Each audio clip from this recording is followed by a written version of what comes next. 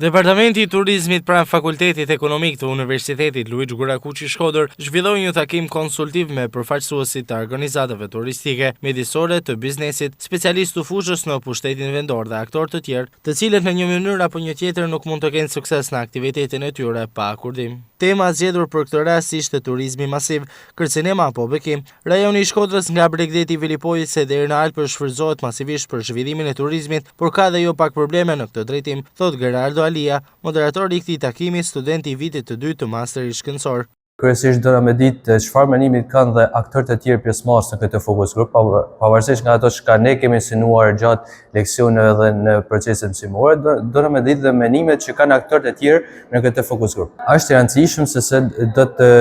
vazhdojnë të zhvillohet edhe në të ardhmen si proces i turizmit dhe ne do na me ditë me dalë më konkretisht se ç'a mundet më u bë më mirë, ç'a mundet më u bë më ndryshe që na me përballu më mirë këtë turizëm masiv. Alia thot se personalisht mendon se rajoni i Shkodrës nuk ka kapacitet për turizëm masiv, pasi kjo do sillte një pasojë negative në mjedis. Unë mendoj që kapacitetet nuk janë për turizëm masiv, pasi do të sillte një shkatërrim, do të sillte një fluks më të madh që do të negohet mjedis në ekonomi. Ajo mund të jep në periudhat afatmesave ose afat shkurta një zhvillim ekonomik njëhov, por do të ndikojë shumë në mjedis. Lloji i turizmit që mund të përfaqësohet më së miri është një turizëm i qëndrueshëm, pavarësisht se kërkon kohën e vet, por ajo është më mira që të tre faktorët mjedisor, ekonomik, social, kulturor të jenë në barazpesh. Turizmi masiv, kërcenim apo bekim është një temë mjaft me interes për të diskutuar me specialistëve të fushave të ndryshme dhe shumë aktorëve të tjerë, me qëllim arritjen e përfundimeve sa më të dobishme si për shtimin e investimit në këtë sektor, ashtu dhe për ruajtjen e natyrës. Kjo temë nxitur nga Departamenti i Turizmit meriton vëmendje të veçantë dhe nga pushteti vendor në rajonin e Shkodrës, nga organizata turistike dhe bizneset e kësaj fushë, në funksion të një vizioni sa më të qartë për zhvillimin e turizmit nga Bregdeti deri në Alpe.